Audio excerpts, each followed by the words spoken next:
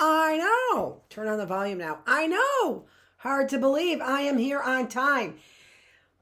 But I was working the entire time that I was in between class, and I don't like doing that. I like to have at least a small break in between class to drink some of my coffee, which is still full and still delicious and still hot. Okay, let's get started with this class. We are in the critical thinking class, and there's our schedule. I don't know why I had to change our schedule. I'm not quite sure. And today we are talking about true grit. What is true grit? So we're kind of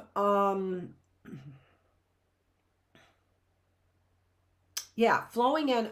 I'm trying to think of a couple things I don't want to mix up my classes because I do that all the time.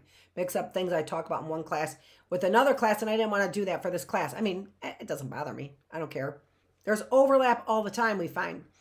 But we're rolling from self-esteem and these concepts that we have of self-esteem and concepts that we have of real self-worth, right? And where we left off yesterday was our understanding that self-esteem is a limited resource. So let's talk about that for a little bit, because I'm going to get into some stories here as we talk about true grit, all right? In fact, I'm going to tell you, all right, this is what I'm going to do. Not that. I'm going to disappear.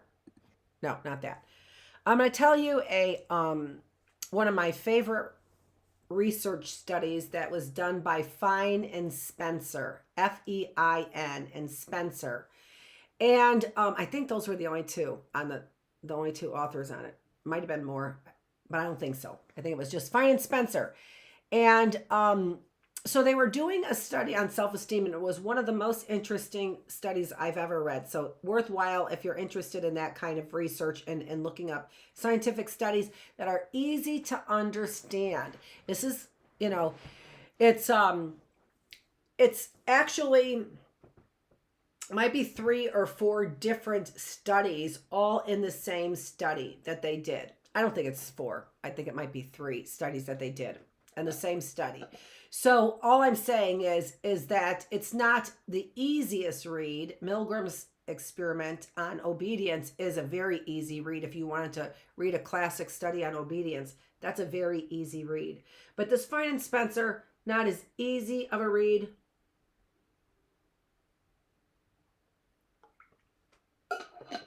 But certainly worth the effort. So what they do is they test using this. Now, it's not your video, it's me chopping up my words. They use these, is it Rosenberg? No. Yeah, Rosenberg self-esteem test. In order to determine, I think it's Rosenberg, right? Yeah.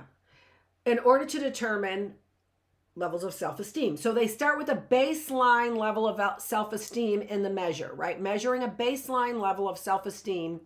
And then they disparage individuals. So they have them write something, right? They have them write something out and they say, oh, terrible. That's terrible. Where's your grammar? That's so uninteresting. I told you to do this and you did that. All right. So they disparage the individuals. Then they give them another self-esteem test to see whether or not it significantly lowers. Now we can see that self-esteem test is reliable if I disparage you, right? I say negative things about you, to you, about your writing, about the things that you do. I say negative things to you, so I disparage you. Then I know my self-esteem test survey is working correctly if it goes down, right? It should effectively go down, and that's what we saw. We saw that after individuals, Fein and Spencer, they disparaged individuals, said your writing, whatever you wrote about, story is boring. Self-esteem goes down. Then they had the opportunity. Then they said, can you help us with another research that is not related to what you just did? All right. And what we would like you to do is we would like you to tell us whether or not you think these applicants are qualified, good applicants. All right. So now these individuals who were just recently made to feel bad about themselves, right? Now they have the opportunity to compliment or disparage somebody else. But now here was the key about this. And they had two different studies. Here's where they did two different studies in the same article. So you'll find all of it in the same article. You don't have to go to a different article for it. They had individuals who were minorities. So they used different minorities than what we're used to. Most of the minority studies that we do in psychology are with African Americans.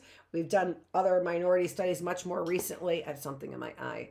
We've done other minority studies much more recently, but a lot of our data is on African Americans. This study was done in 1997 by Fine and Spencer, and they looked at Jewish individuals, a group of Jewish people, and they also looked at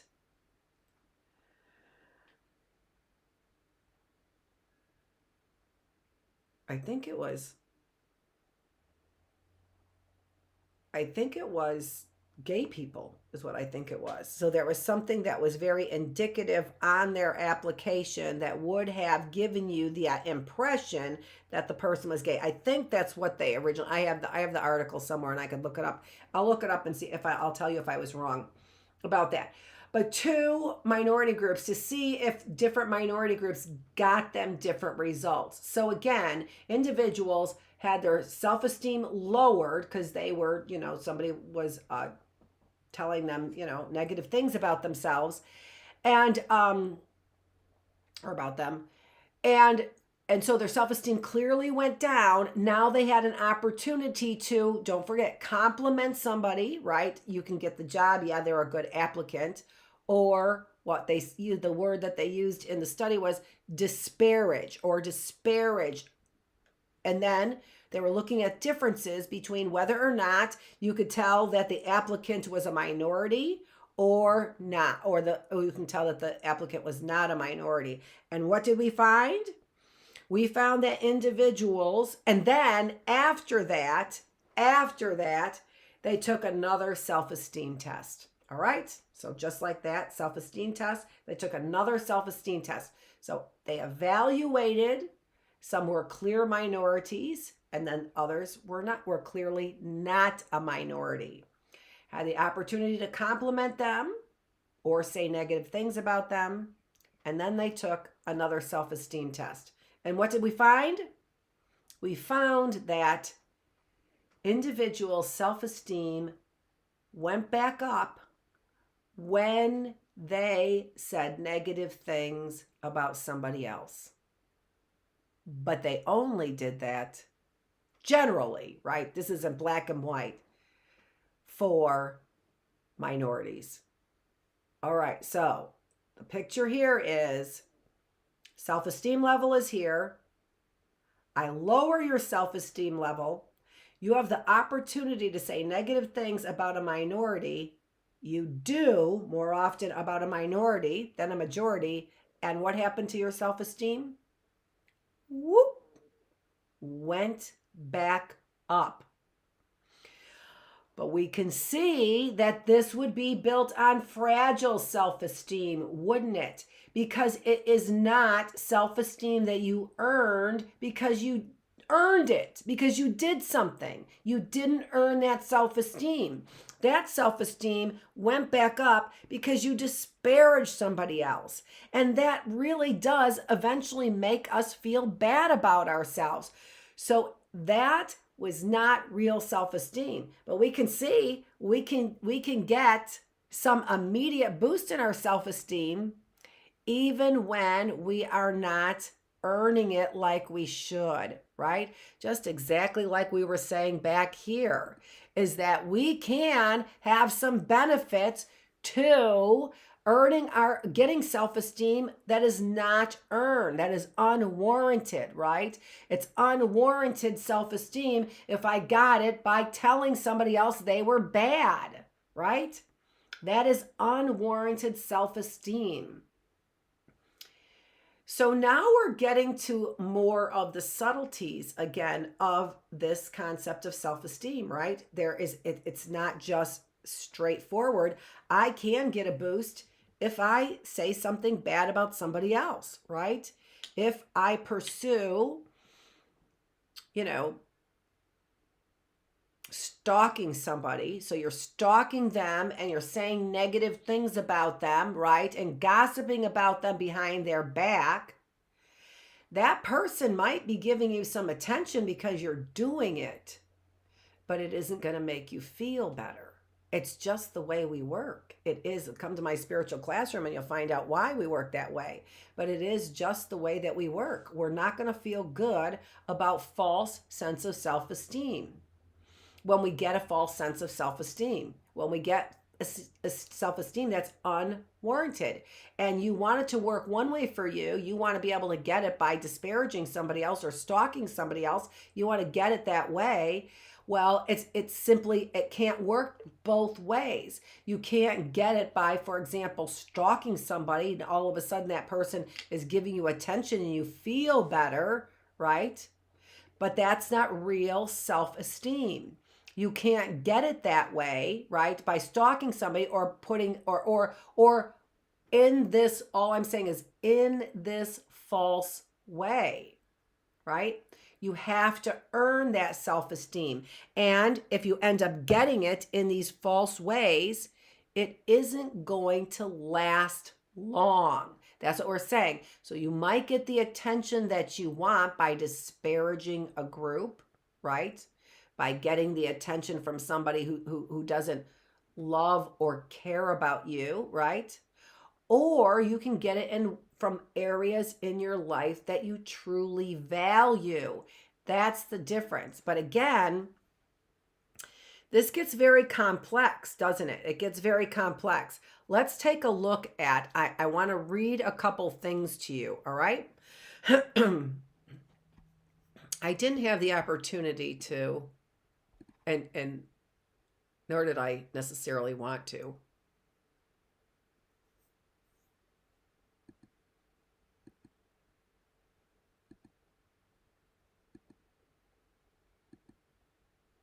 Actually, let's finish this. We're going to finish this, and then we'll get to reading some of the things I wanted to read. So the idea here is that if you do not end up getting self-esteem that is warranted, that is true self-esteem, based on real effort, not based on somebody forcing, right, that person to give you attention or whatever it is, however you decide to get self-esteem, we end up using that resource up. So when you get self-esteem and it's just a little bit of self-esteem that you're getting, you can use that resource up very quickly. And you will only get a little bit of self-esteem in, for example, disparaging somebody or, preying upon them to get their attention. That will give you some attention. It will give you some self-esteem, but it won't give you the self-esteem to the extent that you need it. Hold on, I need to go get another drink of water here and just another glass of water. I'm going to open this up for you.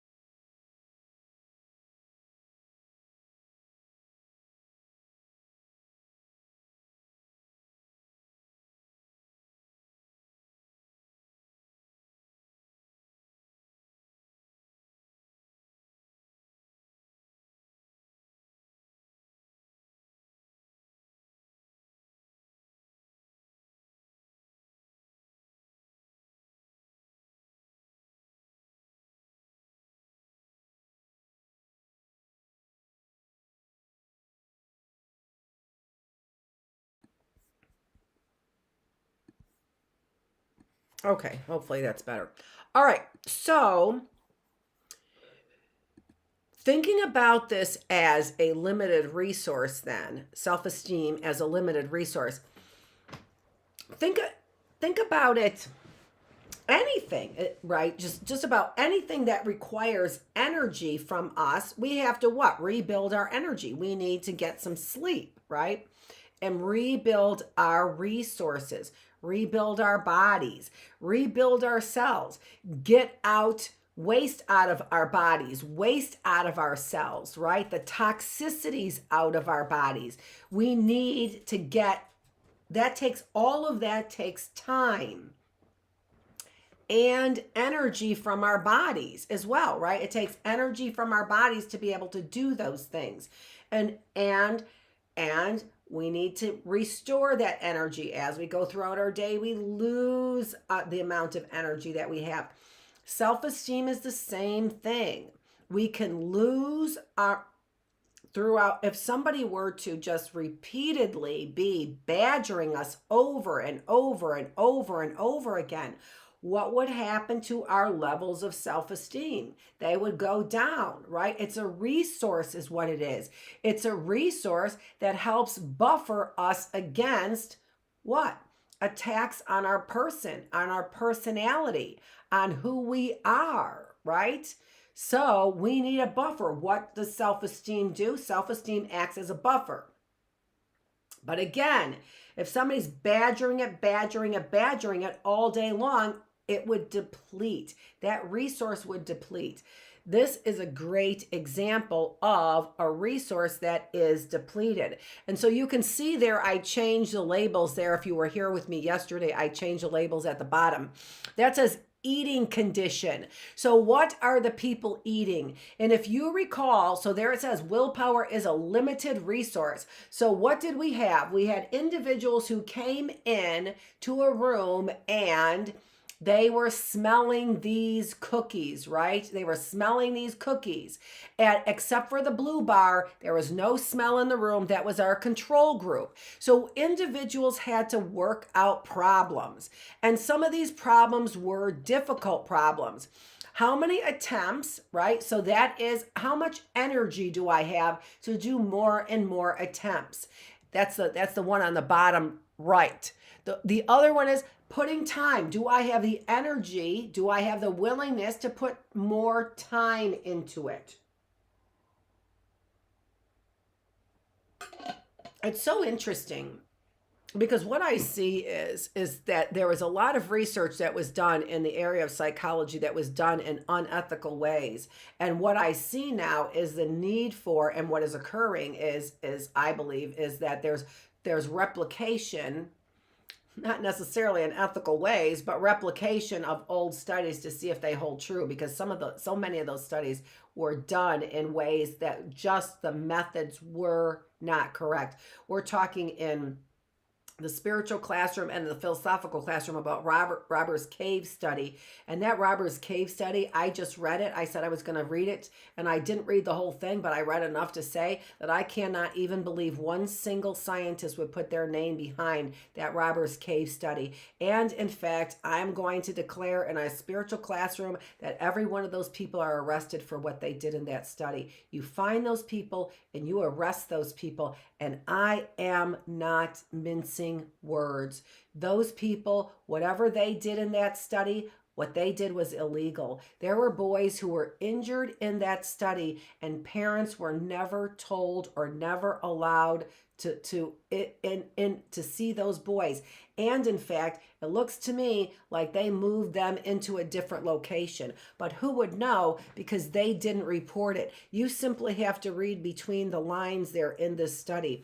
And there's enough there to read between the lines. There are people who know what they did, and that Musaf's, whatever, Sharif's, Musafa, whatever, Sharif's study on Robbers Cave. And that Carolyn Sharif, you know what happened there. You know exactly what happened there. Somebody is going to speak up, and somebody's getting arrested for that. You mark my words. Somebody's getting arrested for that study.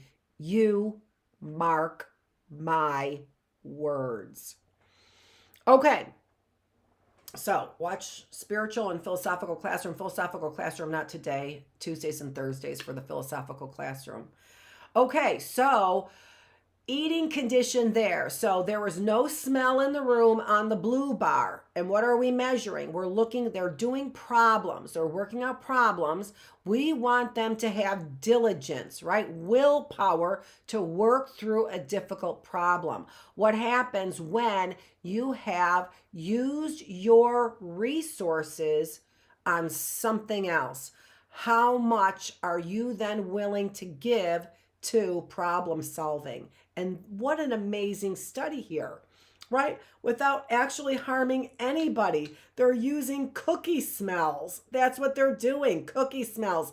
All right, I had to eat a radish, but I'm not going to die from it. Brilliant, brilliant study. Baumeister was able to complete social psychological studies without damaging the psyche of individuals over and over again, like those early social psychological studies that came out of Nazi Germany. They were doing. They were absolutely doing. Those first studies after World War II were absolutely done by Nazis and are absolutely in the same cast, in the same mold as their Nazi studies that they were doing on Jewish people. You just look them up. Look them up. You don't have to believe me. Look up the studies I'm talking about. Let me adjust myself here. Okay. So eating conditions. So the eating condition was, again, other than the blue bar, what do they have? They've got the waft, the smell of chocolate chip cookies in the air, which most people, are not ready to, regurgitate when they smell that, right? They're ready to eat them.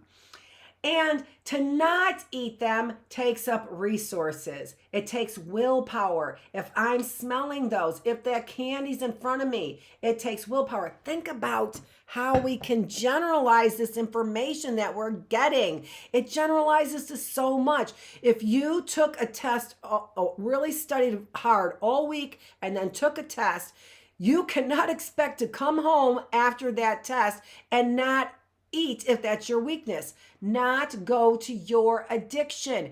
After your stressful day, you're going to go right to your addiction. What you might want to try and do is rebuild up your resource that you lost, right? So you could quickly rebuild up happiness resources. We'll talk about those, but look at some of my other videos that I have out there. That one on depression. I don't have that series all edited yet. Oh, I got to get that series finished editing, because the next one is on loneliness. And I'm about this close to having that done. And now I'm teaching classes is what I'm doing, because I love teaching this.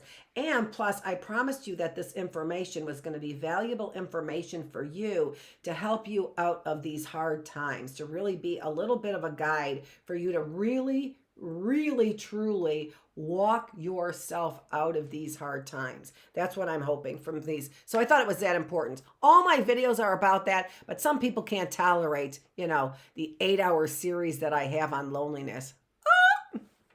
I can. Somebody else can't, right? I'm watching 8 hours worth of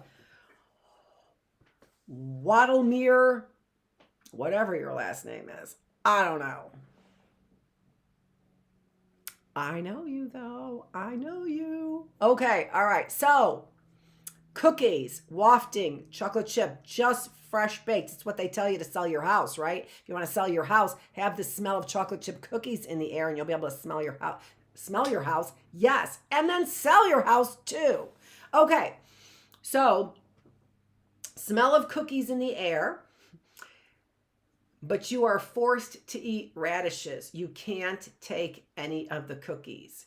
And then you go to the next research, right, which seems like it's not associated with it, to solve problems. And that's the amount of time. So the individuals who ate radishes, you can see clearly spent less time solving problems, and they clearly and it could have been angry. May not be willpower is depleted. Maybe they're just agitated. Maybe they just, right? So we do have to kind of look at this and generalize it in different ways. But the idea here is simple, or genius. genius. That's better. The idea here is genius, Baumeister, genius. And that is that we have a resource, willpower, self-esteem are resources that can be depleted. We can run out of them. And again, just like I said, think about somebody who is badgering you, bullying you every single day, telling you that you are, all of those horrible things about you every single day. What does that do to your energy? What does it do to your resources? What does it do to your willpower? What does it do to your self-esteem? And then, all right, so we know that we need to concentrate on how to get that self-esteem back in real, truthful ways. Here are a couple stories I want to share with you, all right? All right, let me see here.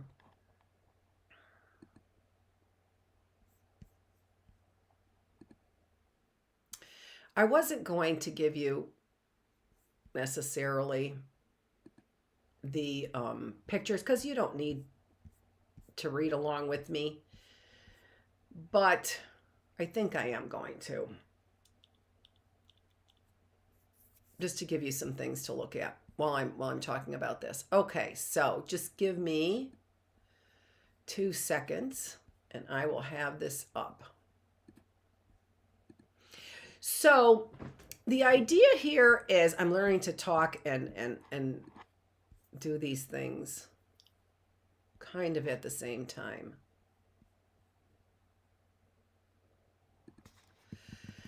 These are stories about people. You're like, not very well, Dr. Feravich, not very well.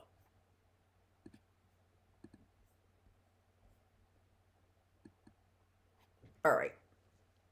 There are a few stories that I have here of this idea of stress. So let me pull that one up for you. I don't know if I have it up. I don't. Okay, let me pull this one up for you. Okay, so we have these ideas, different ideas of stress, right? And how bad stress is for us. So right now in this critical thinking class, just like we had to examine much more closely what it means to have real self-esteem, what it means to have self-esteem, right? What does it mean to have self-esteem? Does it mean just compliment yourself, look in the mirror and say you are good, right? No, we learned that it's more complicated than that. And the loss of self-esteem is also more complicated. And the idea of stress here is also more complicated.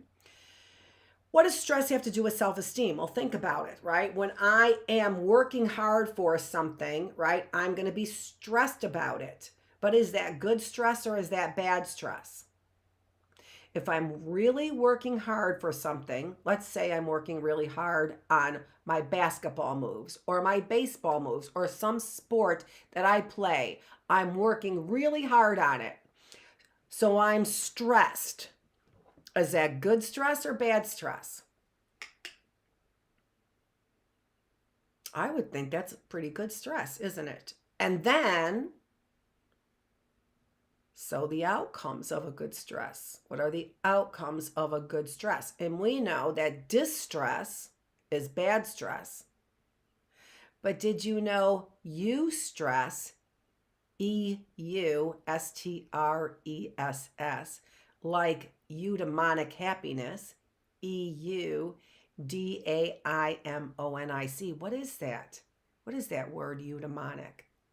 U means good. EU means good. So eustress is good stress. So whenever you see that prefix EU, that means good.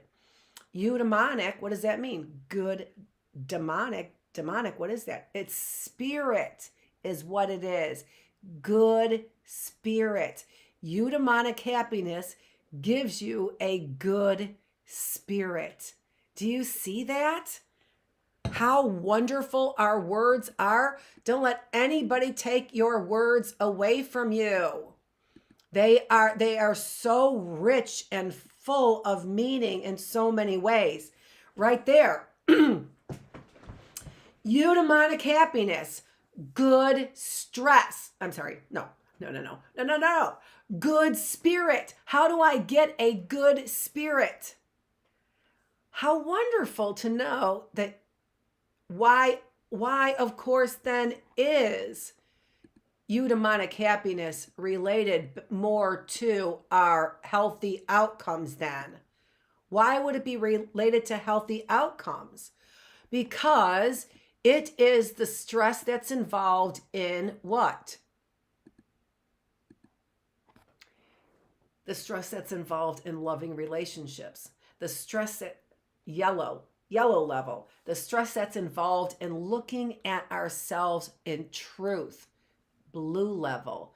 The stress that's involved in being the best that we can be. Orange level. All of those create a good spirit. Eudaimonic happiness, a good spirit. Okay, how about that? But we're learning that to create this good spirit, it's complex. It's not just as easy as looking at a menu and saying, I'll have a good spirit, please, right? No, it really is doing these deep dives about who we are, about our loving relationships, about our relationships made in love is our I'm going to say it again, our relationships made in love, which means, are we having sex only in loving relationships? Because if you do not, you will not have a good spirit. These things are all connected. They're all connected. We cannot disconnect them and say that this is going to work. The same thing in our Bookless classroom. We cannot disconnect the unified states and say it's going to work. We cannot disconnect our laws from protecting the human being, any one of us. It's a disconnect. It will not work. We cannot get it that way. The only way that we can get good spirits, good stress, goodness, joy, peace, love is when we do deep dives to look at those top three things, those top three levels there that we're looking for. Okay. Maslow seems to think that they go in that order. Probably so. Probably for development, right? Probably so. Okay, so demonstrating all these ways that we know self-esteem and all those other things that we were talking about, positive thoughts, attitudes, emotions about the past, about the present, about the future, right? That's what we were talking about here. Optimism, those things are important. The idea of controllability, because self-esteem comes from the idea that I can control things. I can control my outcome. That's where it comes from. Now, let's take a look at, like I said, some of these stories here. Now I've got to pull up that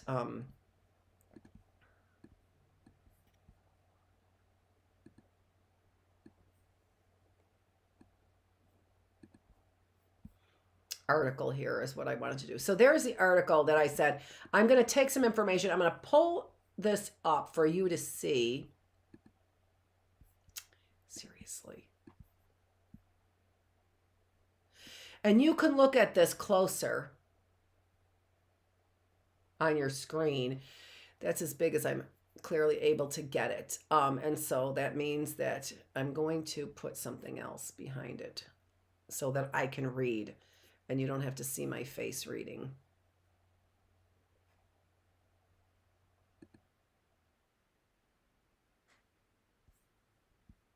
How about nothing?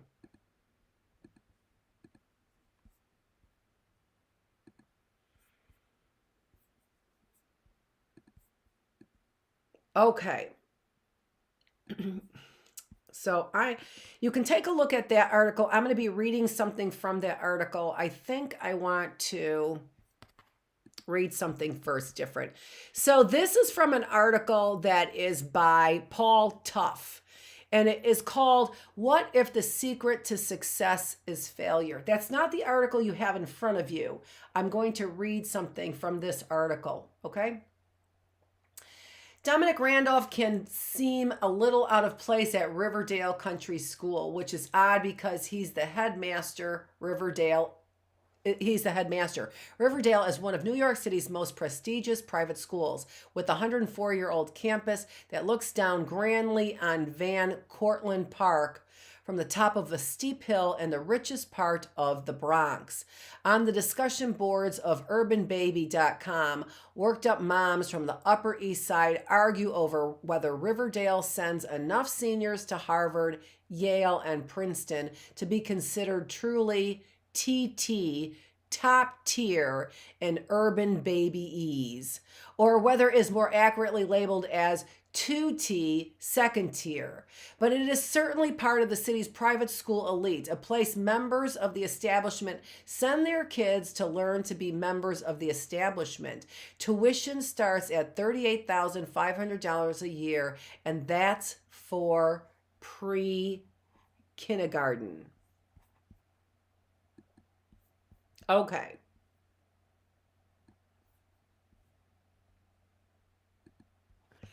So we can clearly see that we are talking about, just like we were talking about self-esteem and how Martin Seligman began looking at self-esteem in affluent neighborhoods, right? People who were getting everything. What this article is looking at is the same things. Here we've got the what appears to be almost a perfect storm once again for low self-esteem and or high self-esteem, right? Depending on how you look at it, right? As a bully, right? A bully who is violent, right? People who don't have earned self-esteem, who are from affluent neighborhoods, who got everything, right? What can we do? So that's what they're looking at. Clearly looking at what can they do to prevent this kind of thing from happening in an affluent neighborhood. Okay?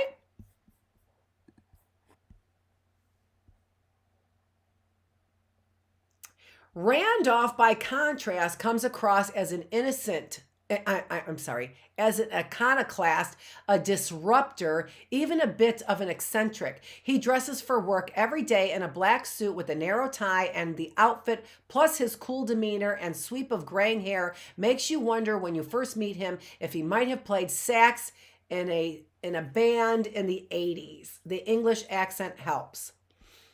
Okay,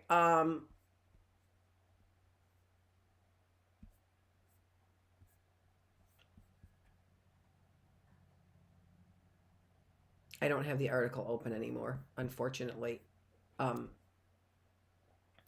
What that article was showing you, it's just it's a little bit of a long story there. The article, I closed the whatever, and now I can't get the article to show up. So it's not a big deal. But that article is showing you, is trying to tell you so again, what if the secret to success, can't remember now. It was by Paul Tough, and I had to close it because it wasn't available to me. What if the secret to success was failure? That's what it is. Hold on just a minute. I got to get something again.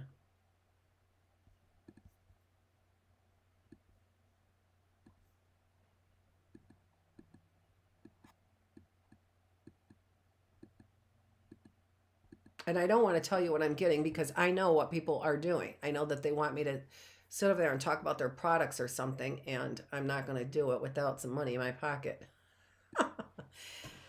Even if I do use them. Hold on, I'm going to be right back.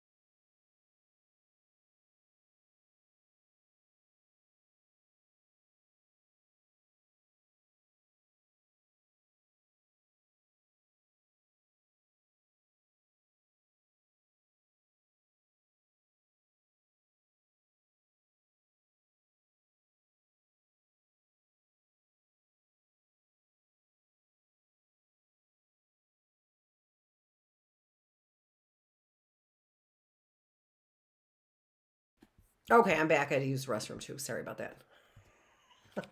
I told you I was working right in between the whole class. I didn't have a time for a break. I was working on all this. Okay, all right. So what we're seeing here is that they took two schools. One was a very affluent school and the other one was not. And unfortunately, I don't have that right in front of me, although I could find it. I know I can find it.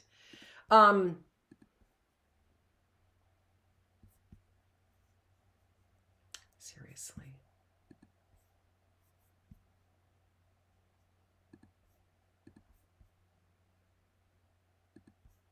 It doesn't matter. I don't know why I'm looking for it now. It doesn't matter. I don't need it. Okay. And what they were doing is they were teaching them these skills, starting with these concepts of self-esteem, but skills to problem solve in ways that would build their self-esteem. And they took these two schools with picking separate programs for them to try and see the long-term effects on building real self-esteem as opposed to this fake, and also then reducing future violence. The programs were very successful in these New York City schools, but they were just beginning to do certain measures on them. They also had the headmasters that were picking their own character traits to teach, which would support their concepts of either intellect, so those character traits that would build intellect, like diligence, for example, right? Versus character traits like honesty that may not help me in the corporate world. So do you see what I'm saying? What these two schools did was they cherry picked the type of virtues that they were going to focus on in these programs, and they did it in ways that would enhance sort of the established culture. So it wasn't necessarily a true look, but it was the very first look at it, right? So what do? You measure no incidences of violence. You measure things like going to college, but those people were all going to college at Riverdale, right? So they're just beginning to take a look at the scientific evidence that helps support these concepts of teaching these virtues or traits is what they're doing. And then some of them, the concept is to build real, true, positive feelings, whatever you call them, about yourself, right? Real, true, positive feelings about yourself, so that no matter where you come from, a rich neighborhood or a poor neighborhood, you are achieving eudaimonic happiness, right? So again, what we're doing is we're taking a look at the idea here that stress can be good. So I put up this slide, and the slide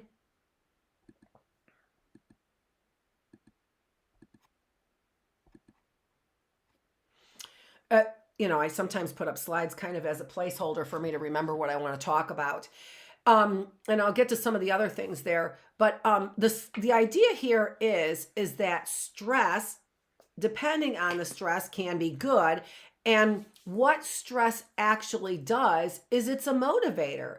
Just like I was saying, if you have the stress of, making a piece of art. I use the athletic one. I'll use arts, right? So making a piece of art, like stained glass. So the stress. So for me, the stress of I have a piece of stained glass over there. I used to do it, and hope I get back to it as well someday. But it takes a long time, and you can't be like, oh, I want to produce this beautiful piece of stained glass now. No, it takes work and it takes skill to be able to do that. But is that bad stress? Well, no, but why not? Because every step of the way, I am mastering something, right? I'm mastering it. I am refining my skills. The bottom set of, words there, whatever, bottom boxes that are there. Why, when I'm doing this stained glass, every step of the way, I can see that I am improving, right? I'm not back at square one. I now have two pieces of glass that have been cut and that have been, soldered. Now I have three pieces of glass. So each stage is giving me the boost of whatever you want to call it: self-esteem, self-worth, eudaimonia, right? Eustress, whatever you want to call it: happiness, joy, peace, whatever you want to call it. It is improving our feelings. How so? Through each small step. All right? Okay, so let me read you some more things then. I'm going to read you, well, let's see. I read the one article, or two more.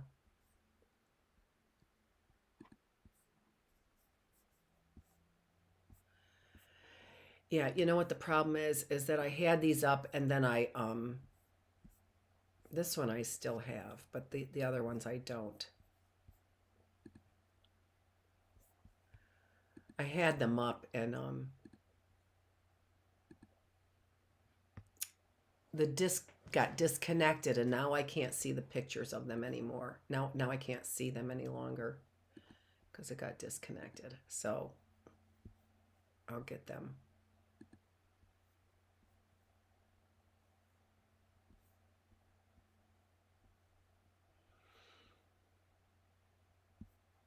Okay, this article is by Deborah Bloom or Blum, I'm not sure. It's finding strength, how to overcome anything.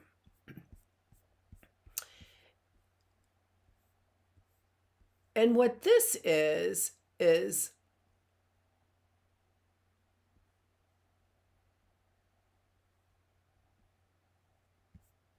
stories about how individuals, so if you want to look at how, I'm using part of this information from this, how individuals chose to overcome their hardships. And there are several stories here.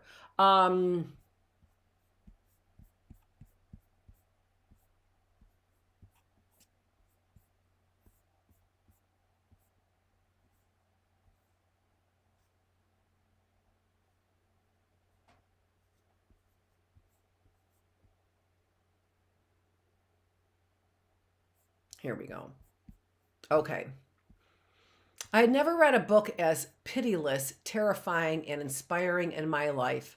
A Tibetan woman's account of her 27 years of torture in labor camps for resisting China's occupation of her homeland.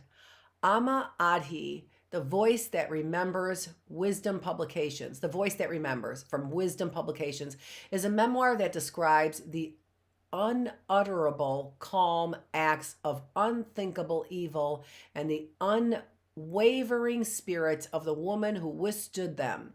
But meeting her was the true shock. When I sat with Adhi in my home, she took my hands in hers, strong, vital, calloused, caressing, and it was I, the baby boomer American journalist, who drew strength from her. She was dressed in typical Tibetan garb, peasant style, and counted her prayer beads from time to time. Now in her 60s, Adhi lives in exile in India under the protection of the Dalai Lama. She has remarried and speaks reverently of waking each morning and realizing that I am in freedom, living in the same town that His Holiness the Dalai Lama lives in, and then I am very happy. The facts. In 1954, when Adhi's son was just a year old and she was pregnant with her second child, her husband was poisoned and died in front of her. Her husband's mother died soon afterwards of grief.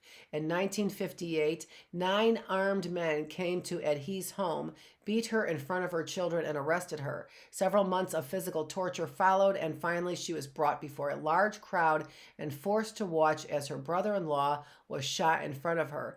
Pieces of his brain and his blood splashed on my dress, Edhi recalls.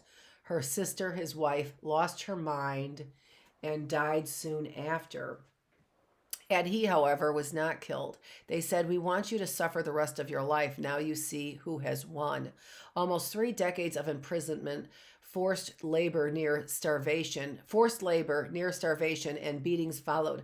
Moved from prison to prison, Edhi was not allowed to change or wash her only dress. Known in Tibetan as a chupa for years, when she menstruated, she let the blood dry and scraped it off. At one point, she fainted while carrying stones. She was believed to be dead and was put in a hut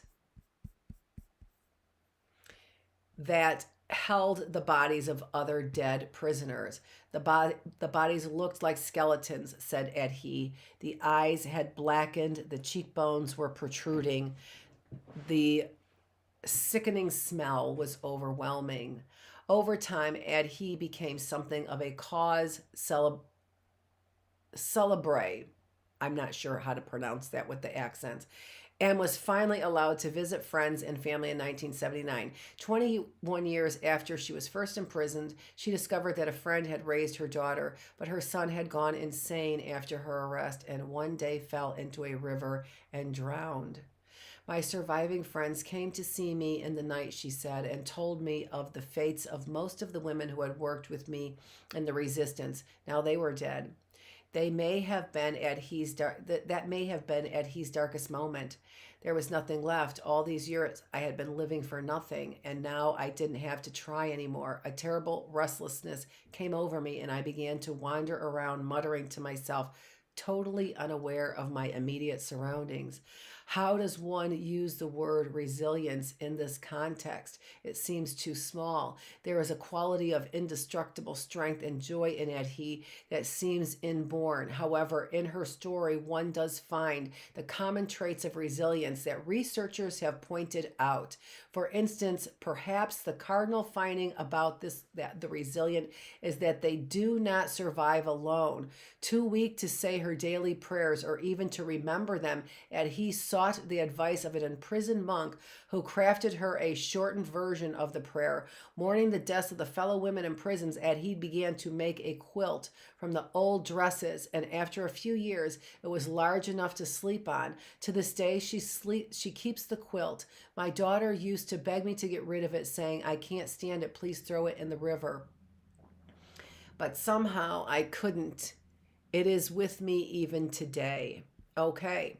So there's another story of resilience. Now I'm going to get to the story that's related to the article that you see right there in front of you, okay? This story is a little bit different. So this is an article that is called Optimism, a case for double-edged. Oh, a case for double-edged optimism. Sorry about that. I keep thinking it's like double-edged sword, but it's not. A case for double-edged optimism. All right? With every new act, Brian distanced himself from the past. His father, explosive and often unemployed, had pounded him with names like moron and jerk. His life on the streets beyond the family's Bronx apartment had been difficult too. One of just a few white kids in the neighborhood of Hispanics and blacks, he felt he had to be macho and tough. It's no wonder that Brian wanted to be a writer. He had stories to tell, but he also had issues, including a glaring lack of self-esteem. Still, he had fight in him. He plugged through college, earned a PhD in literature, and secured a coveted professorship at a university. In the wife he chose, cultured and moneyed, in the way he vacationed, Hamptons one year, Greek islands the next, in the books he read, literary, experimental, Brian disposed of his prior self layer by layer as if he were shedding skin. But the core remained, so he began writing a book about life in the hood. The more he took on, the more he compensated for his insecurity with braggadocio, eventually insisting his novel, always a work in progress, would win a Pulitzer Prize. Read this. It's genius, he said, pushing passages on friends, ignoring the voice inside that whispered, this writing is bad. Yet Brian was, in fact, gifted. A top New York publisher finally bought his novel, fulfilling his lifelong dream. But for Brian, it proved too much. At first, he just seemed depressed. Says his former wife, Meg, who witnessed the tailspin, but depression turned into alcoholism, then obesity, and finally heart disease. When the book came out, Brian was too ill to go on tour. Brian's downfall seems counterintuitive. Shouldn't success bring happiness, boosting the immune system and improving our overall health? Not according to research from psychologists at Duke. Enormous success is healthy only for people with self-esteem to match, it turns out. For someone struggling with a poor self-image like Brian, hitting a ball out of the park may tax the immune system, helping the body to spiral into disease. Instead, say Duke scientists, the Brians among us stay healthier when success is more modest and slower to arrive. Okay, so we are clearly seeing then that look at Brian, who got that giant boost of self-esteem, everything he wanted but felt inadequate. How is it that he earned it? He earned his PhD. He earned the right to feel good about himself, but he still didn't and fell into this deep, dark depression. What else is going on there? And what I know from what I've studied that's been going on and from what I've lived in my experiences, what is going on there again is this fragile self-esteem. Brian had fragile self-esteem, but why? He earned much of it. And what he didn't earn was the badgering from his father. Moron, idiot, you'll never amount to anything. That's what he didn't earn. That's what he didn't deserve. But in the end, even after earning the self-esteem, Brian still felt bad about himself, right? Still fell into deep, deep depression. What is going on there? Well, one of the things I know is you have to get rid of the baggage. You have to forgive. That is the only way to get rid of that baggage, is to forgive. And the only way to forgive is to spend a little time, not a lot of time, but a little time examining what happened in that relationship. So what I think is going on with Brian is two things. I think number one, he did not resolve his relationship with his father. He didn't forgive his father. And how do you do that? Your father called you all of those names. It is therapy, but it is it's a paradigm shift about the weaknesses of the people who were in charge of us or who took care of us. It's a paradigm shift about the weaknesses, the shortcomings of the people who were our caregivers, whether that was our, mom and dad, or whether it was somebody, our grandmother, or whether it was, our uncle, or whatever it was. We have to have a paradigm shift about that relationship. So that was problem number one with Brian. Did he sweat? There it says the sweat boost. Did Brian sweat? Yeah, he did, right? So they're really not explaining what was Brian's problem there. Why wasn't he able to get himself out of that rut? Number two theory that I have. So number one theory is that he had to have a paradigm shift about what was ailing him, which was clearly his dad, and Yeah, and so the relationship in the past that damaged you, you need to have a paradigm shift, which comes with forgiveness, but forgiveness is a process, right? It doesn't have to be a long process. It could be a very short process. It's still a process, okay? It can be a very short process. You could learn to forgive somebody and actually have forgiveness in an, you know, in a short afternoon. You could. You could in a couple hours, you could have forgiveness. You could. It doesn't mean you will, but you could. It could, should, and should be a short process. And when you learn how to do the process in your own, and sort of in your own way with some guidance from others, but sort of unique to you, you can learn to forgive much more quickly, right? So it's a skill. It is actually a learned skill. Forgiving is a learned skill. So that was something that he didn't do, learn to forgive, number one. And number two, the other thing that I think that he did wrong was he was ruminating. Ruminating is playing negative thoughts over and over and over in your head. So writing that novel was not doing Brian any favors. He was ruminating those negative thoughts over and over and over again. All right, that's what I have for today. I went a few minutes over. That's okay because, you know, I dodged in and out here. We're going to come back to this and we're going to talk more about true grit. This is Dr. Annette Feravich with Healthy Mind, Body. Well, I'm in the classroom. You can find a lot of this stuff, my classroom stuff on my website at healthymindbodyspirit.net. But this is but what? But what? But this is Dr. Annette Feravich, and this is the classroom very specifically. This is the critical thinking classroom, and I am the teacher. Thanks for joining me.